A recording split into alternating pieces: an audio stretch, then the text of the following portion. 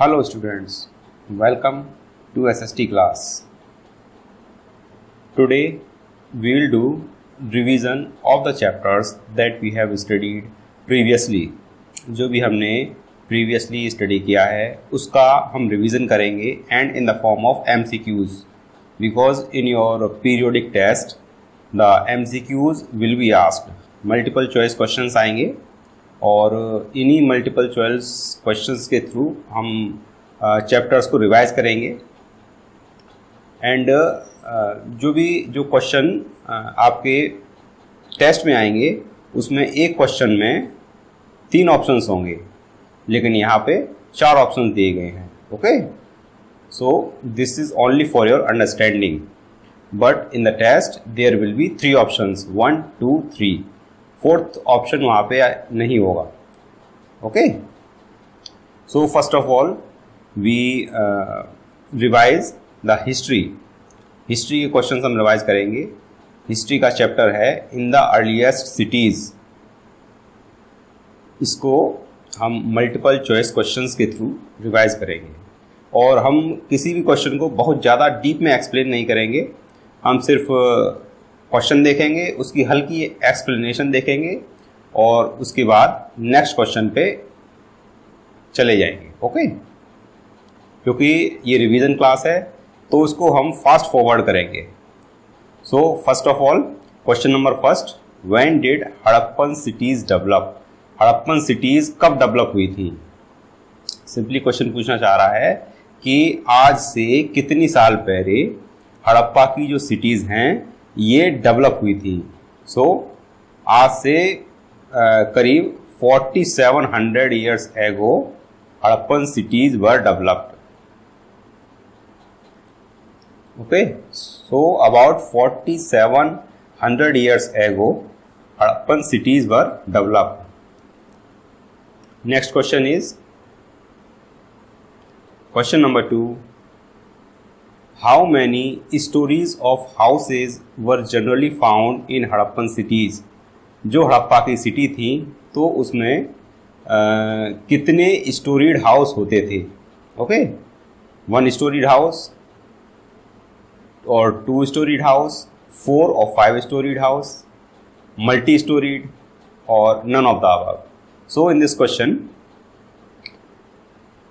कि जो भी घर हड़प्पा के लोग बनाते थे, हड़प्पन सिविलाइजेशन के जो लोग थे जो घर बनाते थे, तो उनके ये घर कितने मंजिला होते थे? 1 या 2 मंजिला, 4 या 5 मंजिला, या फिर multi storied and none of the above? Answer of this question is 1 और 2 स्टोरीड. सो 1 और 2 स्टोरीड ही उनके जो घर होते थे, लेकिन ये जो घर जो वो लोग बनाते थे ये पक्की ईंटों के होते थे, made of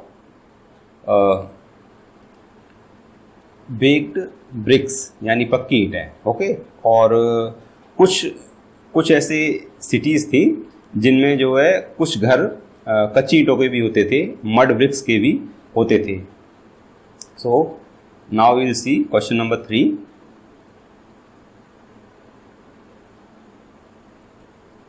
Where did the craft persons make the things in the earliest cities? जो अर्लीस्ट सिटीज़ थी लाइक हड़प्पा, तो उसमें जो क्राफ्ट पर्सन होते थे वो अपनी चीज़ें, जो उनकी जो भी चीज़ वो बनाते थे तो वो कहाँ बनाते थे, किस जगह बनाते थे? इन देयर ओन होम्स, अपने घरों में, इन स्पेशल वर्कशॉप में बनाते थे, या फिर दोनों जगह बनाते थे? सो answer of this question is कि बोथ ऑफ द अबव, यानी कि अपने घर में भी बनाते थे और उनकी कुछ वर्कशॉप्स होती थी उनमें भी बनाते थे. सो जो भी क्राफ्ट पर्सन्स थे वो घर में और वर्कशॉप दोनों में ही ये अपनी जो चीज़ें हैं, जो उनकी क्रिएटिविटी थी, जो भी नई नई चीज़ें बनाते थे या फिर जिसमें वो परफेक्ट होते थे, जिसमें उनका स्किल होता था, तो वो चीज़ें ये अपने घर और वर्कशॉप दोनों में ही बनाते थे. Question number 4 is which metal were the most of things found in the archaeologist made of? सो ये पूछ रहे हैं कि वो कौन सी मेटल थी जो कि आर्कियोलॉजिस्ट को जो मिली जिससे कि सबसे अधिक चीज़ें बनी हुई थी, मतलब which metal was predominant at the Harappan civilization, during the Harappan civilization, that was stone, copper and gold, silver. So all these metals are predominant in the Harappan civilization. So answer of this question is all of these. But one thing here to note that Harappan जो people होते थे उनको iron की जानकारी नहीं थी. They don't have the knowledge of iron, but they have the knowledge of gold and silver, copper and of course stone. Question number 5 is, which was the thing used to shape sand and powdered quartz into an object?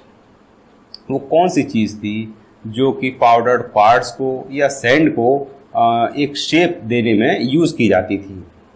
So this thing was गम.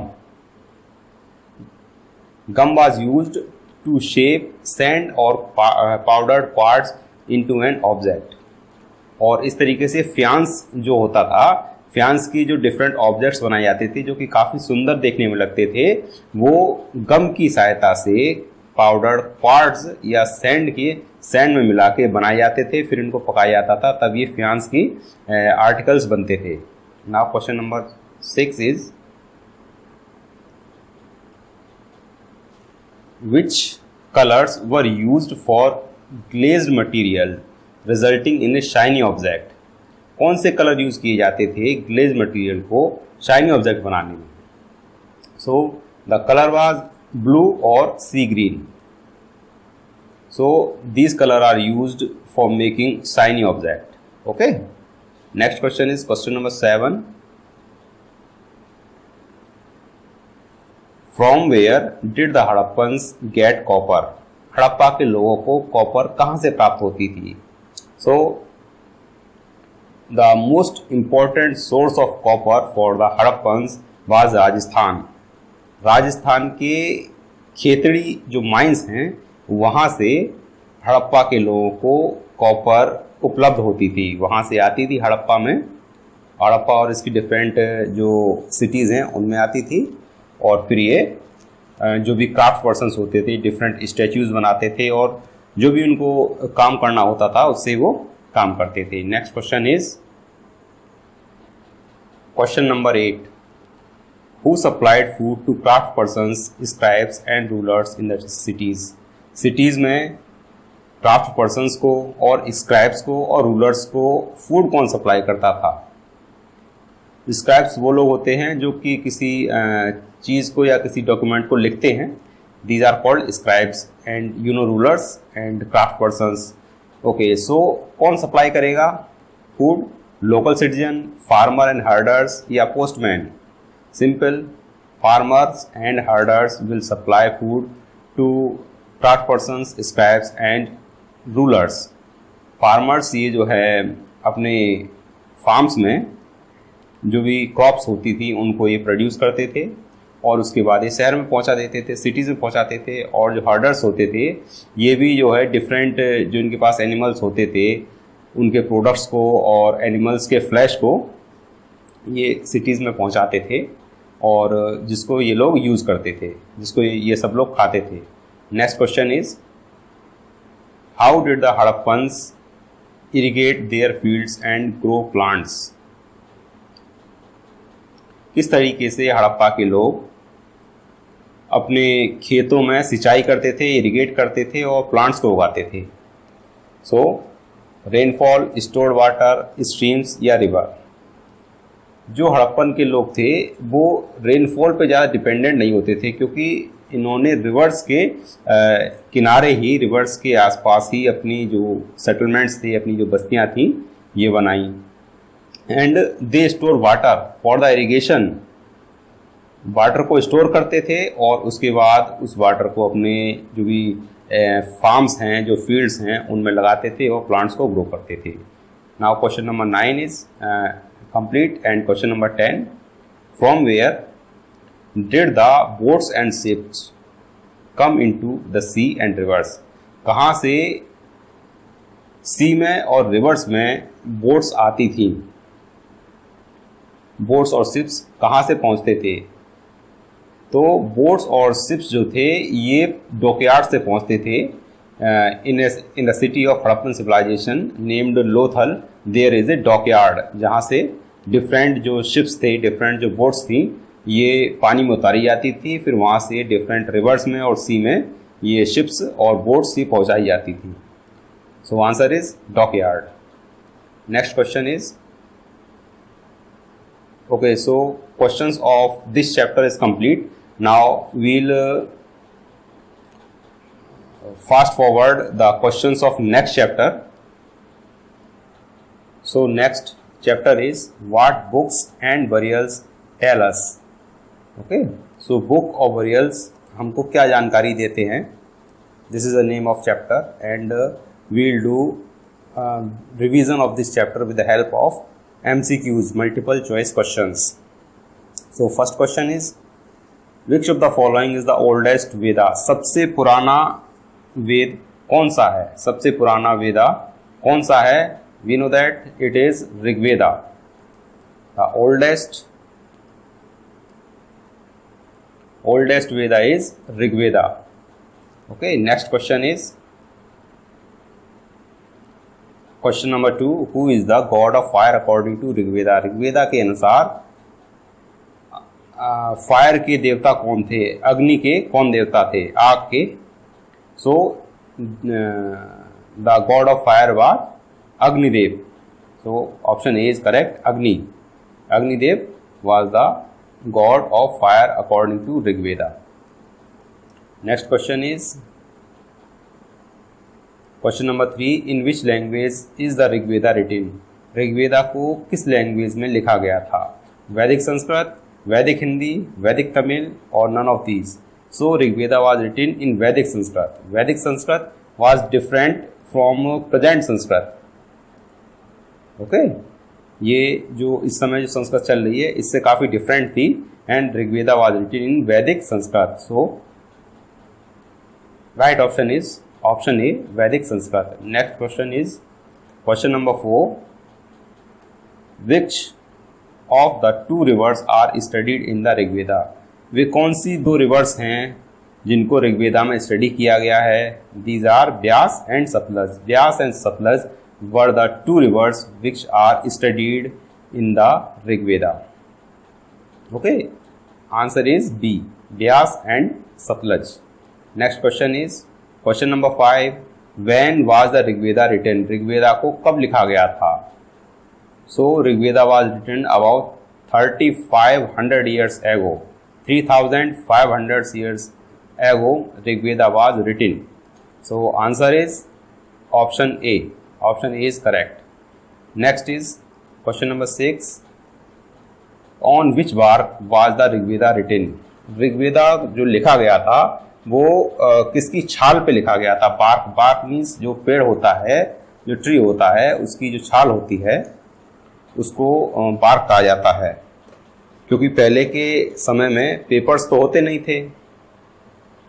जिस तरीके से हम आज लिखते हैं paper पे, उस तरीके से पेपर तो होते नहीं थे. तो पेड़ों की छाल पे उनको इस तरीके से किया जाता था, फिर उन पे लिखा जाता था.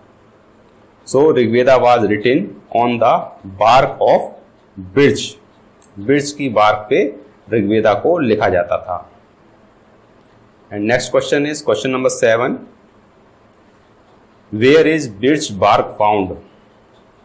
बिर्च बार्क कहाँ पाई जाती थी? यानी कि बिर्च का जो ये ट्री है, ये पेड़ है, ये कहाँ पाया जाता था? Birch bark was found in Kashmir. Kashmir में इसको इसके काफ़ी अच्छी मात्रा में इसके ट्रीज होते थे, तो कश्मीर में ये पाया जाता था. Next question is question number 8. Question number 8, who were the priests in the ancient time? Ancient time में प्रीस्ट कौन होते थे? जो हमारी एंशिएंट इंडिया है उस समय जो प्रीस्ट होते थे वे थे Brahmins. Okay, you know that society was divided into 4 categories: Brahmin, Kshatriya, Vysya and शूद्र. 4 कैटेगरीज में डिवाइड थी society and Brahmins were at the top of the society. So answer of this question is Brahmins were the priest in the ancient time, क्योंकि ये सिख और Muslims ये सारे religions ये बाद में आए हैं और उस समय केवल ब्राह्मण्स ही होते थे। Next question is question number 9। Which were the two words used to describe the people or the community as a whole? वे दो वर्ड्स कौन से हैं जिससे कम्युनिटी को डिफाइन किया जा सकता है? जन और विश, आर्याज और दासाज, या बोथ और none. So these words are jana and vish. जन जो होते थे, जो कबीले होते थे, उनको जन कहा जाता था, दीज आर ट्राइबल्स। और विश जो उनका एक बड़ा ग्रुप होता था, इट वॉज कॉल्ड विश। एक तरीके से ये एक जनपद टाइप में होता था, डिस्ट्रिक्ट टाइप में होता था, जो आज के डिस्ट्रिक्ट हैं। Okay, so jan and vish were the two words used to describe the people और the community as a whole. So answer of this question is option a, jan and vish. Question number 9 complete हुआ and now we will move to question number 10। In which region was the Rigveda compose? Rigveda किस region में compose किया गया था? What was the region of the India, ancient India, in which the Rigveda was composed? This region was the north west region. Okay, option B is correct. North west में ऋग्वेदा को compose किया गया था। So this is revision of okay, there are some more questions. Question number 11। When was the dead body was buried with the gold beads? It means that the dead man was fill in the blanks with suitable word। थोड़ा यहाँ पे थोड़ा ये जो है यहाँ पे fill in the blanks है, यहाँ पे fill in the blanks करना था, बट यहाँ पे fill in the blanks लिख गया है। Okay, from the following। So question is, when was the dead body was buried with gold beads? It means that the dead man was, फिर इसके बाद fill in the blanks है, खाली space है, उसमें ही बताना है कि कौन सा वर्ड आएगा। तो जो जिस पर्सन के साथ गोल्ड के जो बीड्स होते थे उनको दफनाया जाता था, बरी किया जाता था, तो वो पर्सन कैसा था? रिच था, पुअर था, चीफ था या फॉलोअर था? तो जाहिर बात है, अगर किसी पर्सन के साथ अगर गोल्ड की चीजें अगर दफनाई जाएंगी, बरी की जाएंगी, तो that person will be a rich man. So option A is correct. With rich man, with the dead body of rich man was gold beads were buried. Okay, so we will move to question number 12. The evidence of which fruits were found? इसमें simply पूछा जा रहा है कि उस समय में, जिस समय वैदिक पीरियड था, जिस समय ये ऋग्वेदा और डिफरेंट वेदास की रचना हुई थी, तो उस समय में कौन से फ्रूट्स के एविडेंस पाए गए हैं? So these fruits are ber, amla and jamun. These are mentioned in the Rigveda. Rigveda में ये फ्रूट्स मेंशन किए गए हैं। So option A is correct, ber, amla and jamun. Evidence of ber, amla and jamun were found in the Rigveda. So we have done the revision of history, and in the next video we will do revision of geography and civics. So this is the revision. Okay, if you see this video 2 to 3 times, these question will be fully remembered to you। आपको ये अपने आप ही याद हो जाएंगे। अगर आप ये वीडियो 2 या 3 बार देखेंगे तो आपको अपने आप ही ऑटोमेटिकली these questions ये बिल्कुल लर्न हो जाएंगे। Okay, so do your revision and give your test.